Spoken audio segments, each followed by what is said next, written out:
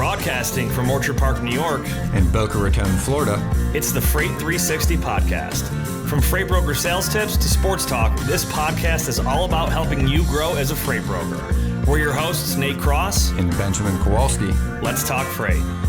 Hey, good morning, or good afternoon, depending on where you're at. Welcome to Freight 360. We've got a great show for you this week. It's going to be episode 248, and I'm going to be interviewing a first-year freight broker who's also a coaching client. I think it's going to be a really great show for everyone. Typically, we interview or talk to people after they've succeeded or after they've, built something, built a team, brokerage, and we talk about their journey. I thought this would be a very good time to do an episode where we're talking to somebody that is really where most of the audience is, right? In the midst of their journey, going through it, trying to prospect, trying to add customers, making calls, and learning while they're going, right? So I think it's going to be a great show for everyone out there.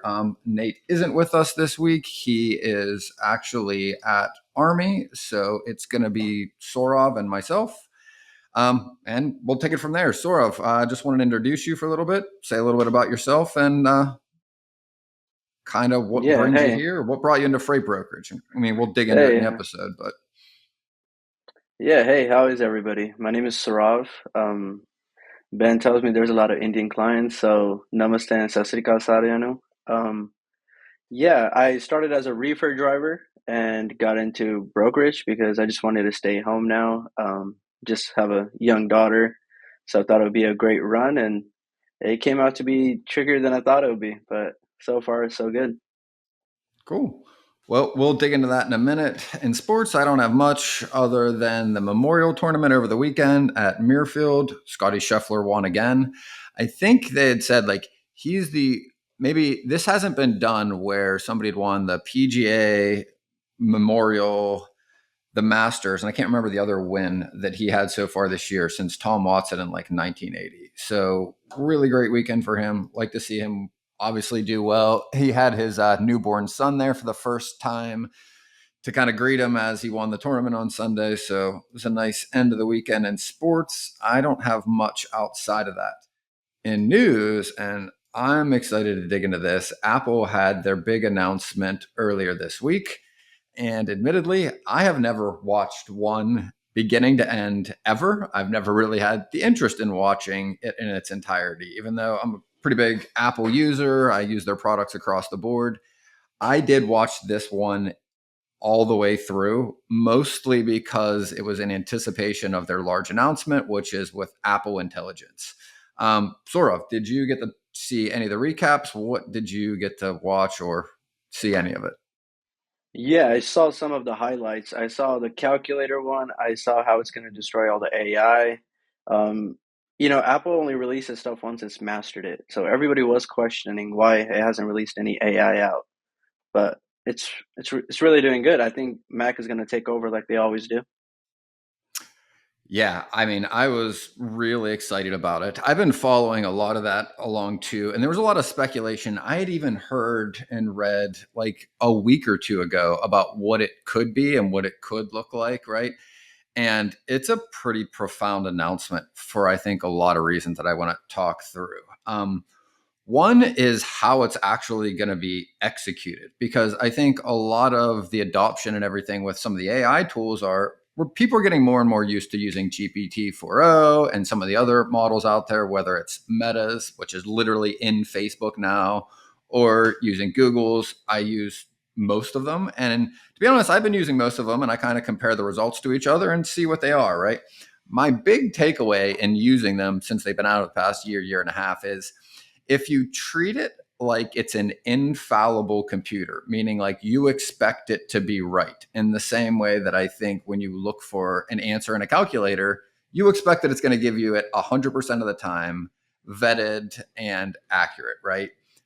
But what I've at least learned in my own experience is that if you treat it more like a person, and I don't mean like a human, I mean like the information that you hear from anybody, right? Like somebody tells you something, like you're probably going to believe it, but like you're going to wait to read about it or hear it again before maybe you take that as fact, right? or you'll cross-reference it and look at it later. If somebody tells you anything that they've read or is interesting, typically that's what we do, right? Like, hey, we'll go look somewhere else. And once we learn about something a few times from different places, then we start to, verify that that is maybe true or that you could use that, right? Same thing in journalism and anything else. You find something, you research it, you look for different sources. Sometimes they're right, sometimes they aren't. And that's the process you go through. I think one of the big things for me was in using these tools, realizing that like some of the answers, like it's just not correct, first off, right? And especially early on, like the math isn't right. There's lots of errors that you can see. However, it's still a useful tool, I think, to narrow research, to get things started, and to use it more and what it is good at, not necessarily what it isn't, right? And this is what I think is really going to be different about what Apple's doing. The other is the big fear of how and what's going to happen with all this data, right? Like all of your personal information going to some computer sitting on some server somewhere and having no idea if and when that could get leaked or what they're doing with it or any of those things, right? And Apple's addressed both, right? And first is how they structured this, meaning like it's going to live on your phone, meaning like the LLM or, it's actually going to be Siri is going to work like ChatGPT 4.0, except that it can see and remember everything you've done locally without sharing that elsewhere. It does, however, once in a while need more computing power. And the way they explained it is that it would just be basically calling on the other servers with like a specific question, not in the traditional way of sharing all of your information with an outside server and then bringing the answers back, right? And I think that at the very least sounds like it could solve some of it, as well as the transparency for auditors to be able to go in and look to see and verify if this is true. I think that could very well make this more widely adopted faster, but who knows how people are going to act. But the thing I'm most excited about is how it's going to be able to function as like an agent, meaning it can do things and execute tasks for you, right? So if anyone out there has listened or used Siri to set a timer, Siri's very good at setting a timer. Hey, set a timer for 10 minutes, set an alarm. It can do that very well. It's not very good at understanding anything else. It's not really good at understanding the nuances in speech. It makes lots of mistakes. But that specific thing of being able to do something for you is what's changing, I think, in the Apple platform. They're changing all their SDKs with all their apps and providing an API for other apps to be able to use this. So an example I've read is to be able to go, instead of going into Uber or going into Uber Eats and saying, oh, I got to look at what I ordered last week because I want to order the same meal for my family, for instance. You should be able to, at some point, pick it up and go, hey, Siri, can you please just replace the order we had last Thursday? I think it was a burger restaurant, but can you check and put that order in? It will at some point be able to then just execute that, right? I don't think that, and I don't think it means that like we won't still need the visual interface, because if you want to order something else, you want to see pictures of food. So I think they're addressing it in a way where I think it gives you an additional way to access these tools in a way that doesn't eliminate the way we used to, right? Yeah. And the use case I see in freight brokerage, what I'm most excited about is I have notes everywhere. Like all of my notes from every call, or when I'm talking to somebody, like even you as a coaching client, like I put them all in OneNote. The problem is OneNote is very poor at being able to search through that to find notes from months ago, years ago, or whatever that is. Same thing with email. Outlook has one of the better search features, but has lots of other issues. Siri is going to be able to look across all of your information in your phone and retrieve it quicker. So a use case I'm thinking is like, hey, you and Steven both sent me loads this morning, and I've got some notes in there from our call, or maybe my notes are in my CRM from 2 days ago that like, hey, make sure the next load, the temp's not 45, it's going to be 35. If my, load tender, the guy dispatching the load doesn't remember that, just keep that in mind. So like somebody might tell me that and I need to remember it. You sent me the load detail 2 days ago. I can say, hey Siri, can you pull up the last email that Jimmy from ABC Produce sent and pull up my notes, anything relevant in the past 2 weeks? It will find that, pull it up, and literally drop it in a screen instead of me having to look through my notes, find that date, find that sentence, find that note, and then search through my email to find those things, right? So for me, I think this is going to make work a lot more efficient, a lot more effective. And I'm really excited to be able to use some of these tools as they start to roll out. Tired of struggling to find accurate rates and the right carriers for your freight? With DAT1, you can access more than 500 million posted loads and trucks every year. That's 3 times more capacity than any other load board. Plus, their integrated freight management system makes it easy to cover loads 24/7. They have the most trusted network of carriers, brokers, and shippers in the country. You'll get real-time rates on every lane so you know exactly how much a shipment will cost before you commit to it. Plus, you get instant access to top bids from qualified carriers around the country. Get 10% off your first year of DAT1 when you visit the link in the show notes. In freight, time is money, and efficiency is key. That's where Levity comes in. Imagine automating your email operations to do more with less effort. Levity connects directly to your inboxes, extracting vital information from emails and attachments in real time. It seamlessly integrates with your TMS, empowering you to quote faster, build loads more efficiently, and book more freight in less time. Whether it's incoming emails from shippers or carriers, Levity's got you covered. It understands any language, any format, and even interprets non-standard formatting. Visit levity.ai today to sign up and get started. Yeah, AI, I feel like AI is way too powerful. I mean, right now they're saying AI is like the worst it could be, and it's always just going to grow.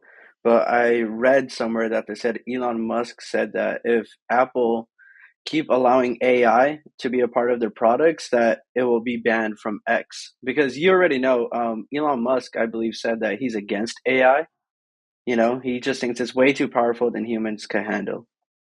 Yeah, and I think more specifically, right? Like he was a part of OpenAI, and I think a lot of things he said are legitimate concerns and risks, and he wants that to be more generally discussed, more open, not just held by small companies without having Hmm. any visibility what they're doing with it, right?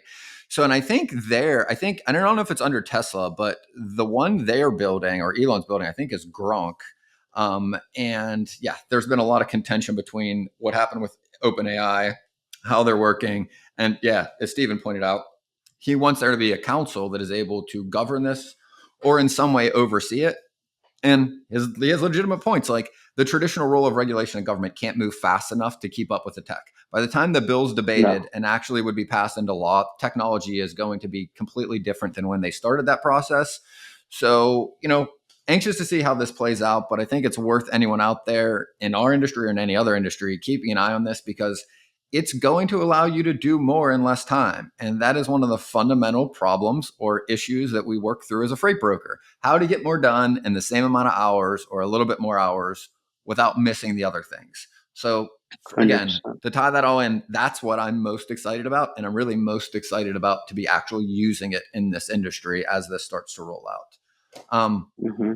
But I think it's a good segue. Let's dig right into the interview and talk a little bit about your journey. And I want to start at the kind of the very beginning. I know you alluded to what you had done and why you decided to get in the industry, but just kind of share with us from your point of view a little bit what you were doing before. What were some of the conversations you were having, maybe with family or yourself, before you jumped in, and what you were expecting it to look like when you did? Yeah, so before I was doing this, I mean, I was going to college. I have my bachelor's in kinesiology, and I was going to go that route. But I'm from Bakersfield, California, and trucking and logistics is huge out here. And I just thought, let me get my foot in the door. So then I got into trucking. So I started reefer, and I was going from California to Pennsylvania, New Jersey, Maryland, out to the East Coast, Northwest area. And just doing that for 2 years, I was like, I just wanted to use my education, I guess, or whatever it was, into like computer and just like, and I'm always an extrovert. I love talking to people. And I just thought like being Hmm. in trucking, you're very introverted. You have nobody to talk to. You're very lonely. And it's not the easiest job, you know? No job is easy though. But For sure. yeah, yeah. So no job is easy. And then I watched Freight 360 like constantly every single day, morning till night, watched all your videos, and I was like, man, this is something that really fits me or something that I'm interested in. And as I kept watching, I was like, I think I'm just gonna put my foot in the door and just stick to this. And plus, I knew it was a great opportunity to be closer to my daughter, closer with my family at the same time as well. Yeah, so I got in, I contacted you, Ben, you and Nate, and it was, yeah, from there, just head on and didn't look back. Yeah, and I think there was a few things that I noticed when we first talked and we decided whether or not we were going to work together, or, from a coaching perspective and what that might look like, right? And the one thing we talked about, I remembered early on that really made me believe that you not just thought through this, but like you planned through this in a way that I don't think everybody does, right? And I wanted to talk a little bit about that, meaning like you can share this if you're comfortable, but the point I want the audience to understand is you were making really good money before you made the decision to jump, but you also had prepared and saved money for a time for you to be able to jump out of that job to take on this job, right? And to have some of that runway moving Mhm. forward, which is, I think, really important in planning to take on any new venture, especially a new business, because you're going to start something new, especially to go off on your own, whether it's to build your own business, whether it's a book or a whole company. You need to Yeah. be able to still pay your bills. And when you've got a kid, that's not, it's easier said than done, right? So, do you want to share a little bit about some of the planning or thoughts that went into that? Yeah. I I saved a lot while I was trucking, and it was one of the scariest things, moving careers.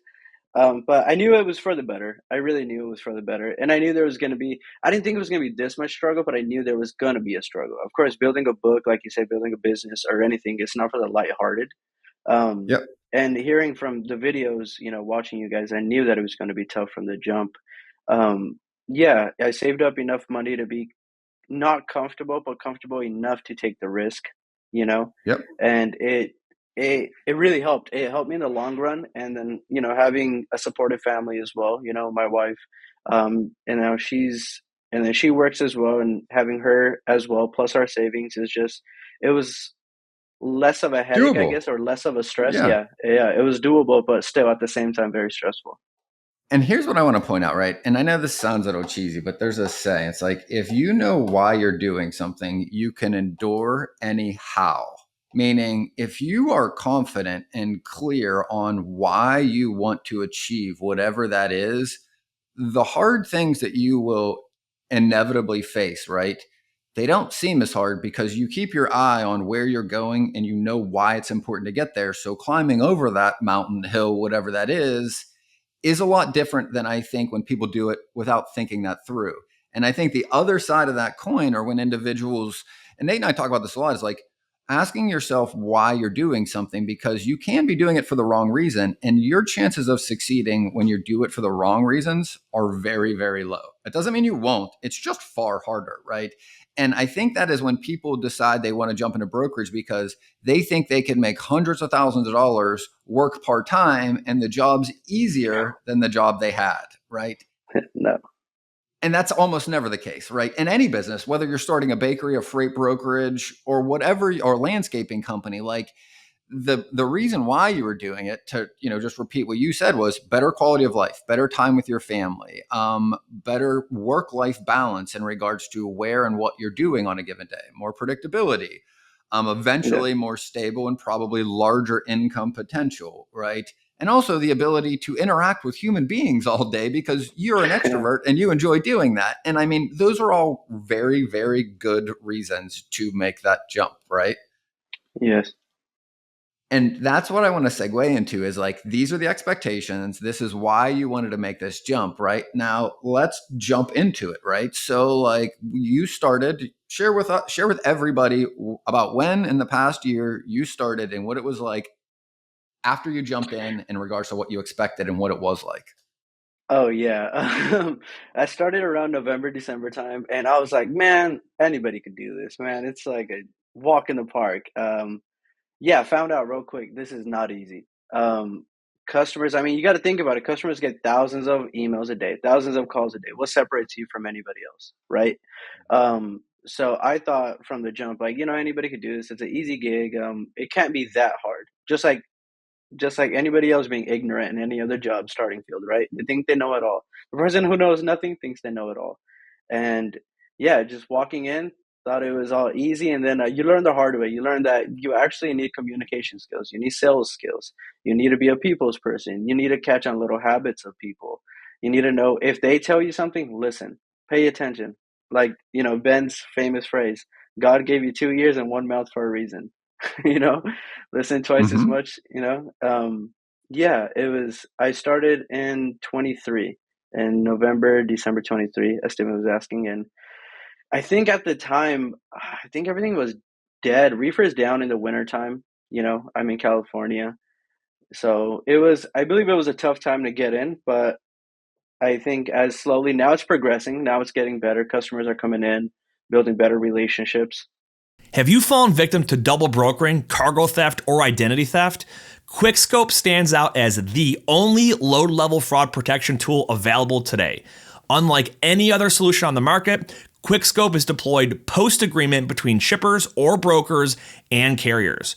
Shippers can rest assured that their cargo remains secure. Brokers can confidently confirm the identity of the individuals on site for pickup, and carriers can trust that they'll receive timely payment.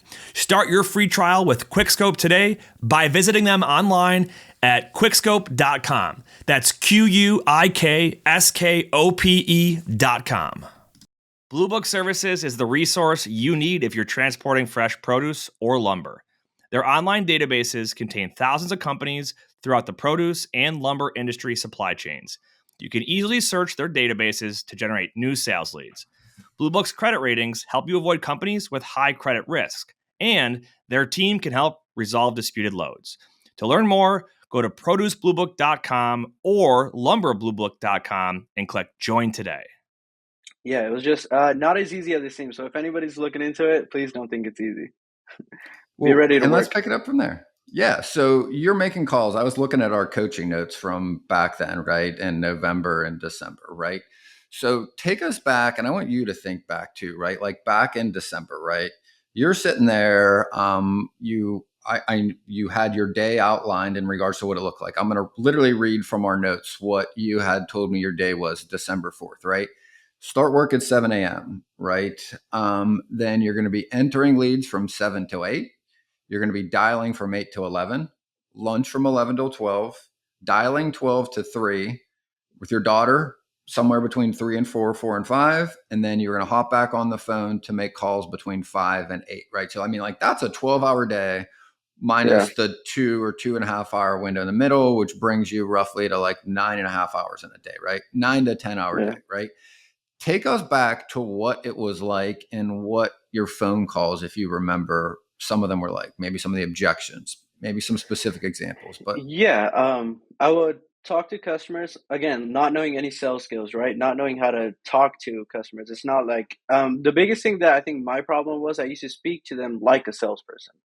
You know, talk to give us them an like a example. friend. Yeah. Yeah, I would be like, How did you talk to them like a "Hey, salesperson? Do you remember what you like, used to say? hey, Johnny at ABC, this is Sarab with Boom Boom Boom.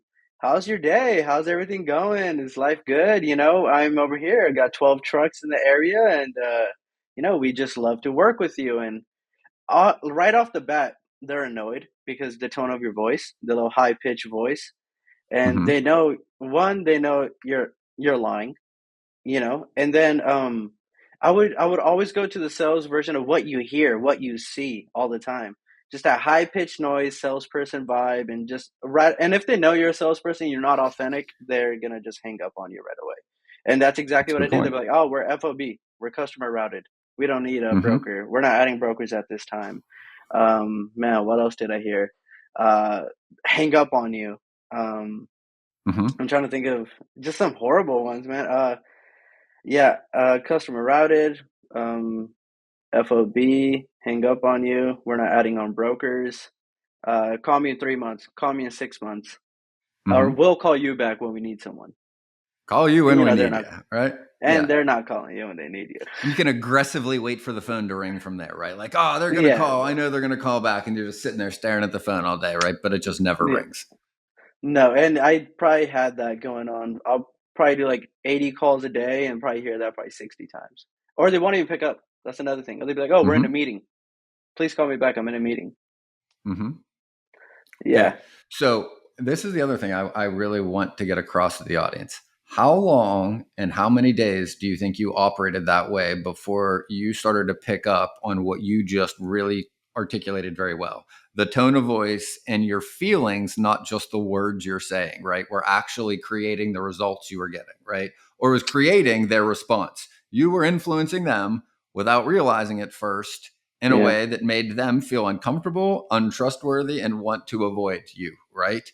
How long do you think you had to keep getting on that bike and falling off before you started to pick up on your own nuances and how you were saying what you were saying? Probably 2 to 3 months, I'd say. Probably longer than expected, just because not having any knowledge in a sales thing, and then thinking that you're doing good when you're really not. Against the ignorance is a bliss, and Mm-hmm. yeah, just thinking I was doing that, and then as soon as I started catching myself, I believe it was one customer I called just because I was just sick of it, honestly, being dead honest. I was just sick of this whole brokering thing. And I was like, "Hey, what's up, man? How are you doing?" And just talk to him like a human, like as a friend, as like one of my friends that I meet at school or at the bar or just anywhere. Hey, how are you, Mm-hmm. man? Yeah, my name is Sarab. I wouldn't even introduce myself from the company. I would just say my name. Hey, it's Sarab, man. How are you? How was your weekend? And then great conversation just started moving forward. And from there, Mm-hmm. it just slowly progressed. And I noticed like when I don't introduce myself as a salesperson is when I started seeing progression. Right. And here's what I want to point out, right? There's two things about this, right? And the first thing I want to point out is like from a coaching perspective, right? I was able to shadow you, listen to you make calls, and I was able to give you some of this feedback as this process is happening. However, right, it's one of these scenarios where like if you just give someone the answer without them feeling the pain, the lesson one usually isn't learned as fast, and two, it doesn't stick with you and make you want to change.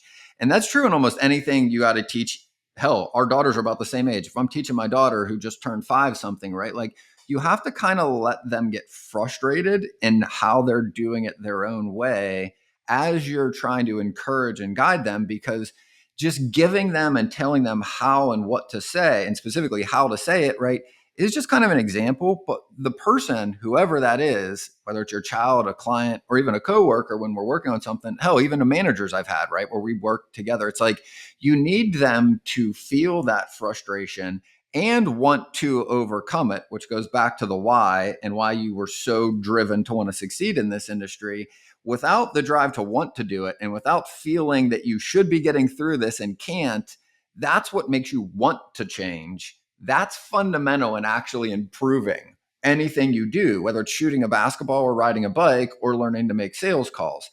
And as you were doing this, right, like I could hear and see your improvement day by day, week by week. From your point of view, though, even rehashing, it's like you felt like you were there for 3 months. But I can tell you from the outside, like you were making progress every day and picking up these little things and progressing. But between where you wanted to be and where you started, I think it's a really good window because mine was the same. Like it took me every bit of 2 months in this industry to pick up on a lot of those nuances that I was hearing. And I made tens of thousands of sales calls for a decade before I got into transportation, but they were different sales, different objections, different voice postures, and the way people say what they say, your clients, how they are discussing what they need, their sense of urgency when they're not urgent, all these little things that we don't really think about, you're picking up whether you realize it or not through the practice. And again, even somebody that's got great sales chops in another industry, you still have to practice and get frustrated before you get better in the new industry, right? And I think Hmm. that's one of the reasons why I really wanted you on here was to talk through this, because seeing your progression and you being able to share what it was like from your point of view, I think gives people a window into where they can be, and also probably a mirror to see where they probably are and what they need to work on. And I think what I'd like to ask you is what would you share information to the audience, or what would you tell yourself if you could sit next to yourself beginning of December? Is there anything that you could have done that would have made that faster? Or do you really feel like you kind of had to go through the process regardless to get to where you are? I'd have to say that's a great question, actually. I'd have to say both. If I can, I'd say be more authentic. That's one thing I'd Mm-hmm. say. Second, I feel like you have to go through the pain to know. You know what I'm saying? Hard work beats talent Yep. when talent doesn't work hard, right? I feel like you have to go through the struggle to know as well. Um, but if I had to go back and look at myself and just tell myself, man, stop being fake, honestly. Stop with the whole sales pitch. Stop with the whole Yep. acting like you have like 30 trucks right there, and when you really don't. And stop acting like you know it all, because at that point, when you're first coming into sales, you want your first sale, you're going to act like you're the best at this, right? And then, but I've noticed the best salesman, I mean, talking to you, Ben, and then watching videos or anything, being yourself, talking like a friend is the best way to go, because these people are at their work. They're already annoyed. They don't want to be at work. You know what I'm saying? And the last thing they Hmm. want is somebody annoying them or soliciting to them and just constantly calling them and annoying them. Stefan asked me a great question. He's like, was it like a light bulb moment or over multiple calls? I think it was actually both. I was calling a customer and speaking to him, and he was like, and I talked to him normally, like we're doing right now. And I was like, "Hey, man, how was your weekend?" Just like, actually, before I go on, Ben actually taught me that, to be real. Don't actually talk like a salesperson. Be honest with him. Just like you're at a bar, at a game, or just anywhere. Just speak to them like you're Hmm. meeting them, just like a friend you're meeting at Walmart, just randomly. Just talk to them. Ben actually taught me that. And then I called him, did the exact same thing. Slow tone, talked to him, like actually thought about what I'm saying to him, caught on what he was saying about himself, his little nuances, his habits, what he was doing for the day, and just went with that. And he told me, he was like, hey, just be authentic and you'll go very far in this business. Just do not have a sales pitch voice. So it was two things that really helped me grow, I guess, in a way to say. And I think that's a really good summary, right? And there's a principle in like psychology and education that, and we do this, it really highlights it because I see it in parenting a lot. Like we tell kids not to do things, right? But from a kid's perspective or a student's perspective, it's very hard not to do something, but it's much easier to do something, meaning like telling somebody they should avoid something as a negative doesn't help them learn what they should do. And I love that you wrapped up that with a second point of it's the positive. What are the things you can do? It's hard to tell somebody, hey, stop being inauthentic, right? Because like they don't realize they're not being authentic themselves. So it's hard for them to stop the thing they're not realizing. However, if you give somebody an example of how they are authentic in their normal day to day life and they do that without thinking, and you get them to go into that mindset before they make the call, it's easier for them to do the thing, right? Just be authentic and act like you said, like you're talking to a buddy you ran into from high school at Walmart, whatever, right? The drugstore, the grocery store. Like you're just going to start talking in a way that doesn't sound the same as when you pick up a phone and you're nervous, right? And that I still do that to this day. Like when I am going to prospect, like I literally take a beat, maybe like 30 seconds. Like it doesn't take long. I practice it a lot, but it basically literally picture myself in a setting with my friends. Maybe it's at a golf course, maybe it's like a vacation trip or just something that is very clear in my head where I'm around my friends and comfortable. And it literally helps shift my mindset into what you're saying. Like, talk to them like they're your friends, right? Like, talk to them the way you would talk to anybody else if you saw them in person, right? Which is very odd for somebody that just starts picking up the phone, calling people they've never met and never seen, right? It feels Hmm. foreign. But if you can get yourself into the mindset of like, you're just talking to some people and you're just making some friends or not, and you're just introducing yourself to people all day, the stress comes down and the authenticity, I think, comes up and it makes it easier to execute. I mean, is that something that you've seen? What are some of the things that you could share that could help people do more of what you've learned? Yes, I 100% agree with that, Ben. Also, when you're just calm, trying to talk to them as a friend, even if they reject you, even if they say we're customer routed, we're FOB, we're not adding on brokers, you're so much more calm about it. You're not defensive about it. Mm-hmm. You're like, oh, okay, well, is your inbound customer routed? Yeah, man, that is too. Okay, well, I'll try again. When are you comfortable for me to try? And then they could tell, okay, this guy's maybe vetted. He's not new, because somebody new would just try to find 1,000 ways to go around it, right? And Yep. just keep annoying them and bugging them and bugging them. And then I feel like when you're normal with them, not normal, but just authentic or talking like as a friend, they'll kind of be more open to giving you business. They'll be like, okay, this guy's not really hassling me. He's not really, harassing or just like bothering me. Keep calling every day, every 2 days or whatever. Um, maybe I could try with him. Maybe give him a chance.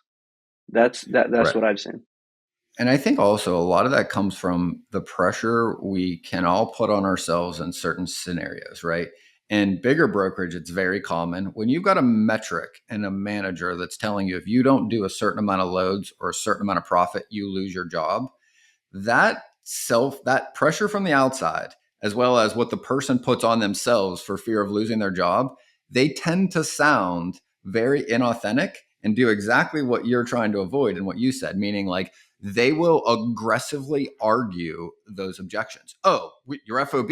What do you mean? All of it? All your freight can't be FOB. What are some of the loads you guys tender? Yeah. They will literally argue, right? And it always reminds me of like, yeah, you might win that specific argument, but you lose the war. Meaning, like, even if I prove you wrong objectively, first off, I'm probably never still changing your mind. And second of all, am I bringing you and me closer together or farther apart, right? Like, and at the end of the That's day, what's the objection, right?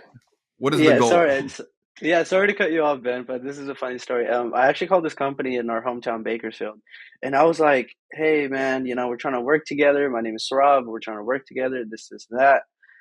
And he was like, "Hey, man, if you're like TQL, just hang up the phone, man." He's like, "I had to call TQL themselves and tell them this guy works for you. Please tell them stop calling us." Because I'll tell him, call me in a month, but he'll call me every day. And I had to tell him so Mm-hmm. many times. So I specifically had to call them and tell them. And and that really put in perspective, like you won the argument, like you were saying, but you lost the war. So Yep. you have to really listen to what the customer says. You really have to listen to what the customer. If it says call me next week, 10 a.m. sharp, please call him next week, 10 a.m. sharp. Yeah, and it's a good point. And I think it's a good segue, right? So that kind of covers your first few months, getting your feet wet, getting used to it, finding your voice and finding your approach, right? Now I want to talk about the period after that, right? So call it like February through March, which I mean, I want you to share in your own words, right? Was that a high point? Was that a low point in your journey up until this point? Where would you say you felt for a few months after this? It was both. It was a high point and low point because one, we got the bid. I was into the bid with are we allowed to say the company names?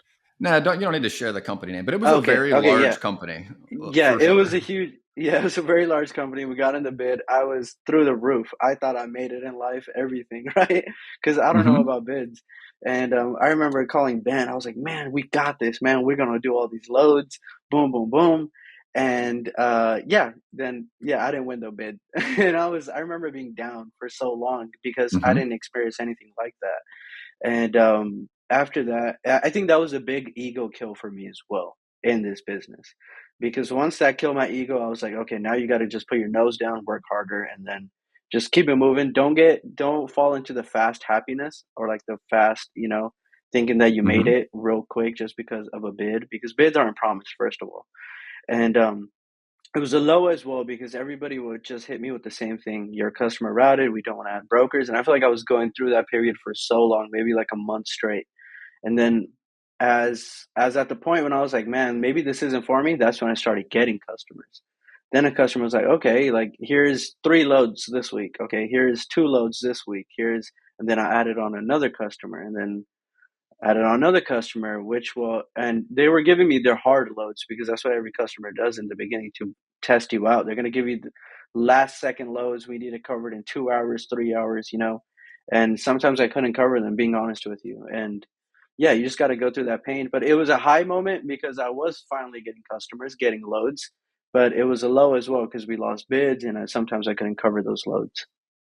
For sure, right? And I think that's part of what is kind of like the roller coaster, right? It's the risk, but it's also the reward, and you get a lot of it. And to me, like that's kind of what keeps the industry exciting and what I like about the job.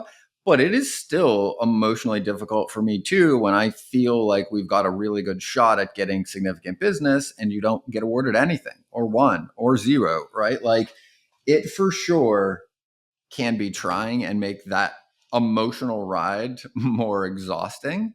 Now, the thing I want to segue into was like you touched on a moment ago. You were talking about follow-ups, right?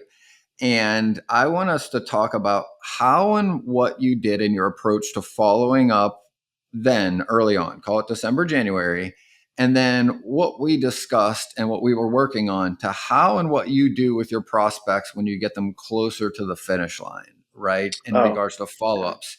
And I want you to talk through that lesson from your point of view and how that changed your ability to start actually closing more of these customers, right? What was it like? Start there and tell us what it is like now. Yeah, so in the beginning, I would first begin by calling every single customer every 3 days. Whether they Hmm. say no to me, whether they say yes to me, whether they say call me back in 3 months, whether they say call me back in 3 days. I will call every single one every 3 days. And then I started calling every single one every week. Let's say they're a Hmm. hot deal, they're ready to work. I'll still call them after a week or two, which made no sense because I'm just losing business, even though they were willing to work. And I did Why that is with that true? everyone. I want you to explain that, right? So if you're calling a prospect, and I want you to be very specific about what are the characteristics of this prospect for you in this situation, right? They said what to you and what led you to believe that they're hot, like they are an interested prospect or very close to getting business from. Because they'll be like, okay, yeah, we're ready to work. We should be having our loads on Thursday. Call us back on Wednesday so we could, talk about get your Hmm. quotes, see how you operate. Just send us your information. Call us on Yep. Wednesday. And let's say it's a Monday, and I'll call them next Wednesday or next Monday because that's what I had it as. And then I message them back, and they're like, "Oh no, man! Like you missed your chance." That's what they'll say. But me not knowing this, that's why Yep. I'm saying when the customer says something, please listen to all the people trying to learn. That was a big thing for me. So yeah, that's one thing I do now. Follow ups in a different deal after Ben and I went through it. It's if it's a hot deal and they're ready to work with you, ready to give you loads, ready to asking you for quotes or anything, follow up with them every day or every other day. Put your name in front of them. Make them know that you're there, you care, you're really like wanting to work, you're eager to work with them, build a strong partnership or a relationship with them.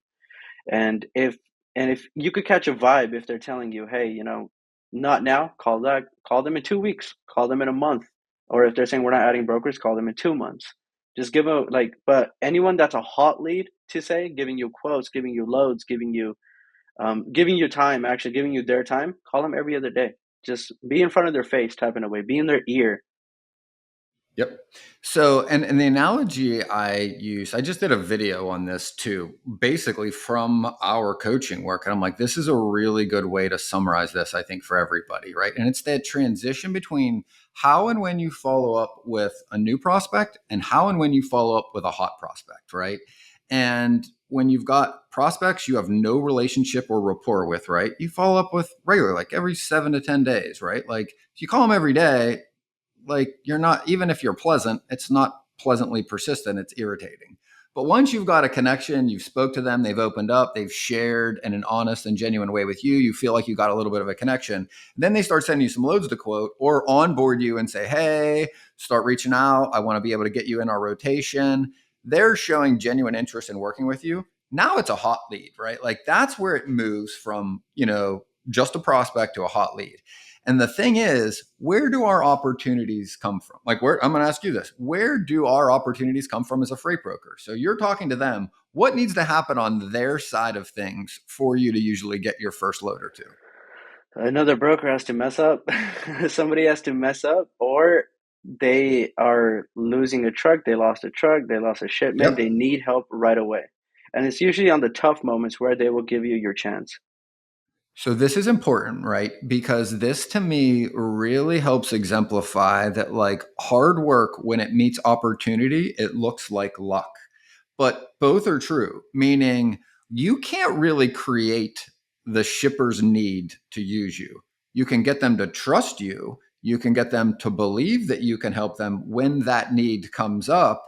But we can't control the market. We can't control the trucks they choose when we're not there. And we can't control anything they do. We can influence it, but we can't control it. Meaning, like in the basketball analogy, because you used to play basketball and still do, we use that a lot in coaching. It's like, if I am playing basketball and I'm under the hoop, if the guy shoots it and makes it, me being under the hoop didn't help or hurt anything. I was just standing there. But if the guy shooting it misses it and I'm under the hoop, I position myself in a way with hard work to fight to get under the hoop, to box everyone out, that when the opportunity does come, I am literally right there to grab it and put it right back in, right? That's where the hard work meets the opportunity. And it seems like luck. You put the hard work in to build the trust and rapport with a lot of prospects. Now it's up to honestly chance, the market, and something else and somebody else's actions that create the opportunity. And you need to be right there when that happens. And the instance is like if you're calling them every week or 2 weeks, they're having problems probably every other day or every couple days. Mm-hmm. So if you are out of sight and out of mind and are following up every 2 weeks and they had a handful of problems, they needed your help, they've only talked to you a couple of times. Even if they trust you when they are talking to you, they're busy. They're not thinking about the person they talked to 3 times. When things get frantic, a truck doesn't show up, their boss or their customer is screaming at them. They need that solved. They're not going, hey, you know what? Let me take a beat and see if anybody I talked to in the past couple of weeks might be able to help with this. They're frantically calling their other brokers, doing whatever they can to solve it and never thinking about you. But you, by being able to follow up more frequently, are positioning yourself under the basketball hoop so that when somebody else makes an error or an error happens, you're there to capitalize on it, right? Yep. And that, to me, when I look back at your records, right, you had a dozen or so prospects that were almosts. But I mean, right now, how many of those do you think have become either customers or very close to customers because you've executed this change in strategy between follow-ups? I have right now, I think 11 customers that are sending me loads Okay. as we speak. So, which is a And I'm going blessing. to point is huge, right?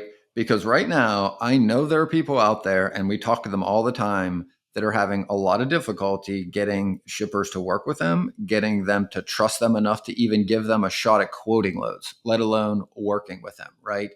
And in this market right now, you started when? When did you start this industry? November time, end of November. Okay. Yeah.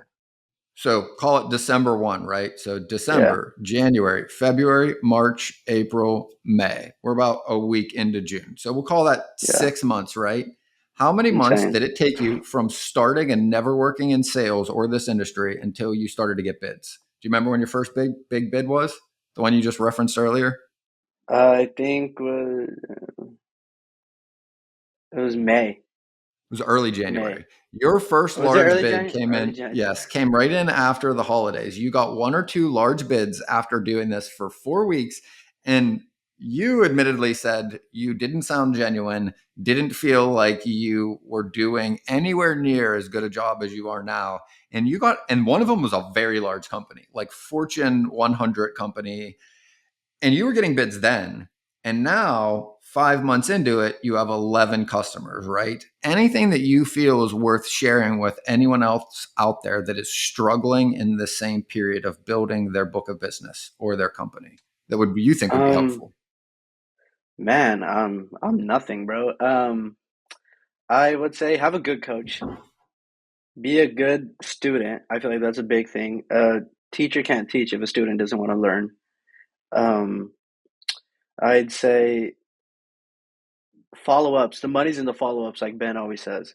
The money is in the follow-ups. Don't expect your first call to give you to give you loads. If you don't follow up, they're not going to remember you. Know what the catch on nuances and build a friendship. Okay, like relationships matter more than transactions in this business. That's one thing I've noticed. If you love sports, bring in a sport topic real quick and see what they react to, and let's see if they have some knowledge about it. Do that as well. I think I'm trying to think. I think it's really just relationships and follow ups. That's what I'd say the biggest thing is in this industry, or what I've learned so far. And then Yep. act as a friend, not as a salesperson. Be somebody they could trust and not somebody who's there for a quick 100, 200, $300. For sure, right? Be authentic, be genuine, Authentic. care about how and who you're talking to, and care enough to listen about not just what they said, but what they meant and how they said it, right? Is going to tell you a lot about whether or not you're making progress, to your point, in establishing a relationship with this Yeah. person. Everything else will not come if you don't get that right. If you can't talk and get somebody to connect with you and be your authentic self, it makes this far more difficult. And that's why one of the reasons why when we start in coaching and why I do this with anybody I'm working with or even hire is like, I care about what they're interested in and what they did before we ever talk about what to use in a sales call. And the reason is because if I tell you what's interesting to me and you try to use that, is it going to be authentic or bullshit? Like, it's not going to sound authentic from you, right? It's authentic to me because it's true to me. So why we start talking about that early on in coaching is to get you to tie yourself into what you are authentically caring about. Like for you, music, right? Sports, this industry, like your family. When you're able to connect and realize what's important to you, you can connect with other people faster. And also you're better at picking up on what they care about. So if it's sports, go with sports, like you said, but it doesn't have to be. It's literally anything you're interested in. You will be more authentic when you talk about those things. And in shipping, you could go at anything. I don't care if your hobby is basket weaving or playing roller hockey. Some company ships those products. That's a great place to start because you're likely to Uh, be more authentic talking about it, right? exactly what you said. Weaving or knitting. I don't know if you remember this, Ben, but one of our customers, I randomly brought up that my mom knits and she does like weaving and all this. And she went ecstatic about it. She was a huge fan of it. And then it went from never responding to me in emails to sending me paragraph threads of Yep. tell your mom to do this, do this, do this, try this trick, and then to a point where I'm not even responding. Like it was just threads on threads on threads of just telling me what my mom should do when she knits and like Yep. little ideas and tricks, and that's greatly said. Yeah, find out what they love. And or another thing is, yeah, I was talking to a customer in Bakersfield as well, and I was telling them, my daughter's about to graduate from preschool. I'm gonna be leaving early today. Another great relationship right there.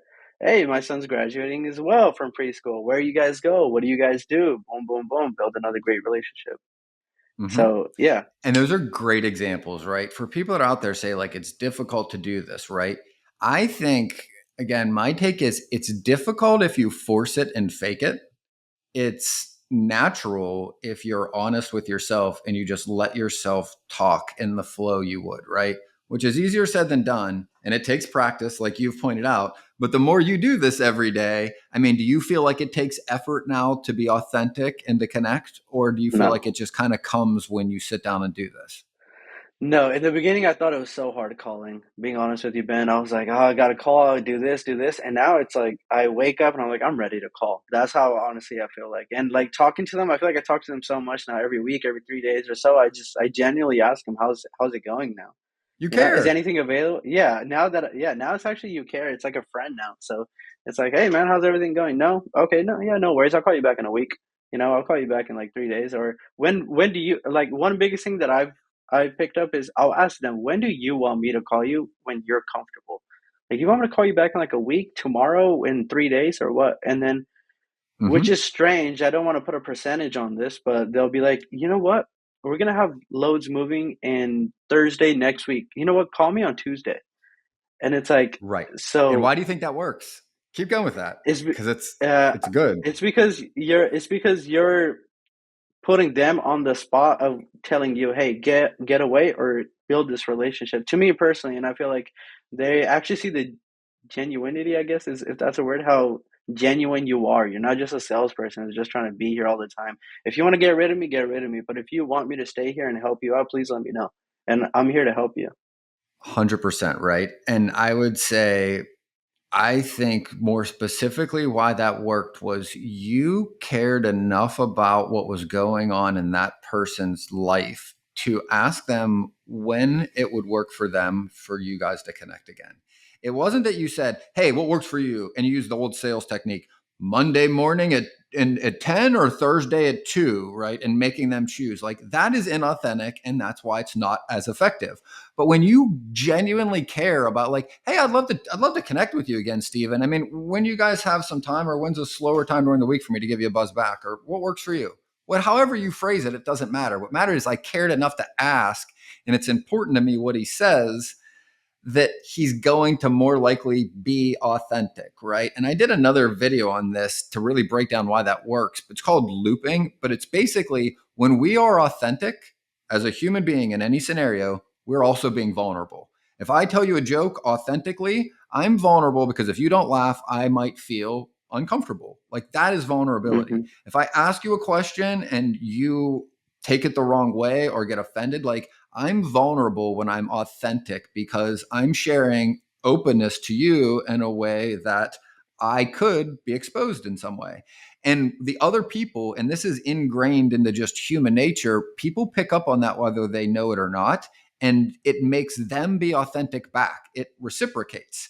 And that's why it's called looping. So, like when you're more authentic, it cues the other person to be more authentic, which leads after one or two sentences into a genuine conversation where you both are actually being honest and open, right?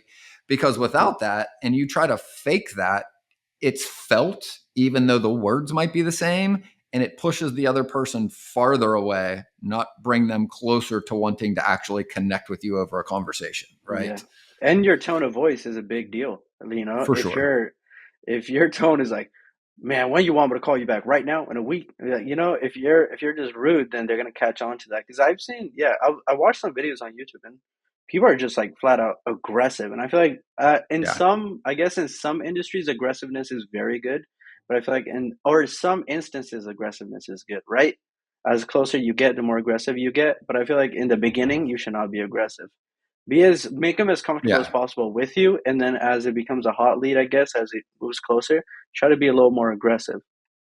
And I think that's good. And again, I would just change this a little bit. And I think what you said is accurate, but just for the listeners, right? Like the way I perceive that transition over time, right, is you and I connect, then you and I are on the same team. So when I'm getting aggressive, it's on your behalf, not towards you, right? You and I have Yes. connected. We're friends. You're the shipper. You got a load that needs picked up in 2 hours and nobody can help you. You and I visually picture in my head of we're sitting across the table. I'm literally sliding around to sitting next to you on the side of the table. And I'm going, now we're going to go work on this. I'm going to go get you this truck, this load, help you solve this problem. So it's the direction of the aggression too, or the Mhm. energy is, hey, you trust me, I trust you. I'm going to go to war for you to solve this problem, to help you with the thing you need help with, right? And whether I win or I lose doesn't always matter, just like you've learned, right? Like you cannot get that load, not actually solve the problem sometimes, and not even get the truck.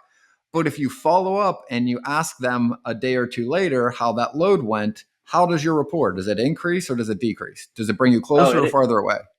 it increases because there's been multiple customers actually where I haven't been able to cover any of their trucks that they've been sending me, any of the loads, sorry, that they've been sending me, and then still every week they're sending me loads just because I follow up with them. Hey, is everything Exactly. so? How did it get there on time? Was everything good? Oh yeah, everything was good. We'll send you like 3, 4 more loads this week, you know, and then they'll really send it over just because they know that you follow up or you Yes. actually care. Don't tell me, show me, right? And the best way to show them is through your actions, your behavior, Yeah, your follow up, and your conversations, right? yeah, And and not just yeah, telling them you will. and another thing. Sorry, Ben, not trying to cut you off, brother, but one thing that Ben always told me is when speaking to a customer, try to sit in their seat and like know their environment. Try to picture in your head their environment when you're talking to them. See how's it Mm-hmm. going, and try like where you're sitting. Envision you're sitting with them in their area, in their cubicle, in their and whatever in their Yep. department, and then try to move off that. So that's another big thing. And it's a great point, right? Because that's all you're trying to actually understand through any of the questions you ask a prospect. It's like, really? All like I thought about this one day. I'm like, what would I really just want to ask if I could just ask any question, they give me the answer, right? What I would really want to do is just like you said, show up at their office, sit next to them all day and go, hey, where are your loads coming in? Who sends you the loads before they get to your desk? Where do they come from? How long do you have? Who gets angry when these loads aren't booked? What happens when this truck doesn't show up? Who gets upset? Who calls you? Does anybody call you? What happens if the truck doesn't deliver, right? It's really just trying to understand what it would be like to have and do their job all day. Because the better you understand what they do all day, the better you are informed to actually help them solve problems. And when you get really good at it, you help them prevent problems before they've even occurred or solve problems that they might not have been aware of because you've got a different perspective than they do. They're looking at their task, what they've got to get done within their own, whatever it is, bonuses, variables, boss needs this done, whatever their rules are around doing their job. When you understand them, you can bring that outside perspective as a freight broker to provide other options, maybe things they haven't thought of, maybe to get and solve a problem that hasn't even occurred yet, right? Like we talked about even finding trucks before the problem happens, right? We talked about this like a week or two ago. Do you remember Hmm. that specific case we were talking about? Like, and just briefly, like what was it that you were working through and what changed after we kind of talked about that? I think it's building so and I think finding trucks is was tough for me. I feel like I, come in an area where there's a lot of trucks as well, but it's tough finding trucks if they're not giving good rates. You know what I'm saying? Because Yep. trucks are always gonna want more, but there is a real thing as I don't know how they say it, bad customers, poor customers, or what they say is or cheap customers. I don't know what they say, but you can't expect a truck. Let's say the market rate is 6,000 for that, but they want the book load. They want the load booked for 4,800. Like it's Mm-hmm. not gonna happen. You know what I'm saying? Yep. But they do that on purpose. They know for a Yep. fact that it's impossible to cover, but they do that on purpose. Um, yeah, I mean, being in trucks as well, you have to negotiate. It's Why a do you big think they do that? negotiation skill. Why do you think a shipper would do that? Why do you think they set you up in a scenario where they know almost certainly you'll fail? They want to What's the see if you value in have that? it. I feel like they want to see if you could get them. If you could get them that load, they want to see your grit. Pretty much is what I see it as. They want to see if you're Okay, actually hustling. ding, ding, ding. They want to see your grit and if you'll hustle, right? Which is the important piece, right? Like whether they get the truck or not, yeah, it could be a big deal. It's probably not the end of the world because it probably happens pretty often, or at the very least, enough that Hmm. like they're not going to lose their job kind of scenario. But what they're really doing is it's like an interview, right? Like, hey, I've got this really difficult job. You've been showing up at my office every day or every week knocking on my door saying you want a job. I didn't have a job. You know what? Now I have a job and it's really difficult and it's almost impossible to succeed, but you wanted a shot, here's your shot, right? Like it's the baptism by fire. They don't care whether or not you necessarily win or succeed. They care about your effort, right? Did you hustle? Were you responsive? Did you call them and ask them for details? Did you bring them options even if they weren't what they wanted, right? And in Yep. your instance, that was exactly how Yeah. it played out, right? Like, hey, I know you wanted 48 and I know this isn't a great option, but you told me it's really important. I got a truck. They're at 6 grand. I know it's above your budget, but I didn't want to tell them no. I wanted you to make the call because I know you're up against the wall with this, right? Let Yep. them say no. Let them see that you hustled and made the phone calls, knowing full well that that shit was next to impossible. And you did it anyway. And you brought them the best of a bad situation. They will value that, appreciate it, and look at you completely different than the person that went 4,800 on a $6,000 load on a Friday afternoon. I'm going to go watch YouTube for the rest of the day because I know I ain't getting that Yep. truck, right? That's the difference, right? That's the marginal Yep. difference between an excellent performer in any industry and the average person who's not willing to go the extra mile in those scenarios. No, 100%. That's exactly what happened. Like, I'll let them know, hey, this is what it's costing. I know you want it for this. It's not in your ballpark. It's right here. They're like, nah, man, it's too high. It's okay, but thank you for actually following up. And then I had a customer actually, I think it was last week. Same thing, same exact thing happened. Was wanting to pay way less than what the market rate was, and then I followed up with him, sent him three rates. I actually sent him three of them, and he was like, "Hey, man, thank you for actually like sending your rates." He said I sent it over to like 10 brokers, and only three people responded. And he was like, "You're one There of you the go. three who actually like Now you're came one back of and three. responded." Yeah, now you're one Started as of one three. of 10. Now you're one of three. You just Yeah, eliminated seven of your competition by doing yeah. something fairly simple and fairly straightforward, And they right? knew it wasn't gonna happen. They knew it wasn't gonna happen, Oh, and yep. that's the thing. And I think they know as well. I mean, they've been in the industry long enough that they know. But I exactly what you said. They're checking your hustle and your grit. And the last thing is, and Stephen pointed this out, right, is it is hard to get approved as a new broker in this market unless there's a reason. Meaning, like, you could be talking to Sally, and Sally is getting yelled at to get this truck, and she might have no ability to get the truck. But her boss is like, hey, look, Sally, we're not onboarding any other brokers right now. You should be able to get whatever trucks you need with who you have, right? So, normally, to crack that, to be able to get them to open the doors to bring another freight broker in, you have to give them a very urgent or important reason, sometimes both.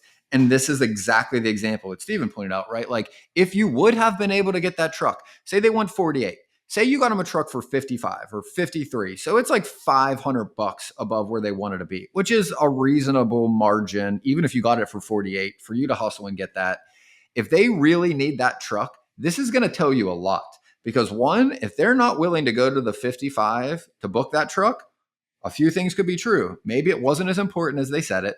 Maybe their loads can get pushed a lot, even though they don't want them to be pushed. Or maybe their boss just won't let them approve a higher amount above whatever that number is. So you learn a little bit about how they negotiate with you, which tells you a lot about the value of them as a customer. But in addition, if you do get that truck, and let's say you got it for 53 or 54, and Sally says, hey, look, I need that truck. Can you secure them for me? I'm going to go to my procurement manager to see if they'll approve you as a new broker because I really need that truck. When that happens, Sally goes to Jim and Jim goes, hey, look, I told you, Sally, no other brokers. But she goes, look, you told me we need this load picked up before the end of the weekend. You told me our customer needs this Monday. This is the only person that was willing to hustle enough and get me an option. If you need this load moved, we need to greenlight this brokerage. That's when you can get Jim to approve you to get in the door sometimes, because they don't want to onboard a broker just because they like talking to someone. They sometimes need a reason, and it's sometimes a different decision maker. And when you're doing this, you also increase the likelihood that you get onboarded through these urgent situations. Again, it's maybe 1 in 10 or 1 in 40 sometimes that you get that truck. But every time you take that shot, you get more of a likelihood you actually score, right? And if you take no shots, you definitely don't score, right? And Yeah. those are really big takeaways for anybody out there prospecting, trying to get more customers, or has a lot of prospects and can't seem to close them, right? Like this really, I think, puts a bow on the process and how you're going about it now.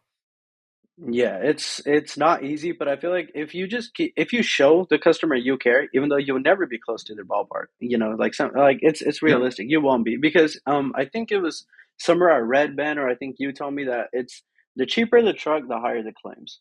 You know, I think that's what it was, Fairly and good then rule of thumb. yeah, and then if the truck is kind of more expensive, they're tenured, they're good, everybody knows they're good, they have a good rating, it's going to be more expensive.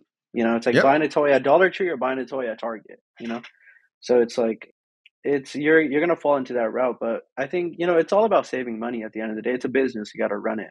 You just got to fall into their criteria. For sure. Awesome, man. Well, hey, really appreciate this. I think this was a great interview. I think this is going to be really helpful to anyone else out there. Any last words or anything you want to share before we wrap? No, this was a blessing. Thank you very much for having me. Thank you, honestly. It was really great having you on. Enjoyed interview. And for anyone else out there, whether you believe you can or believe you can't, you're right. And a shout out to Nate. Go Bills. That wraps up this episode of Freight 360.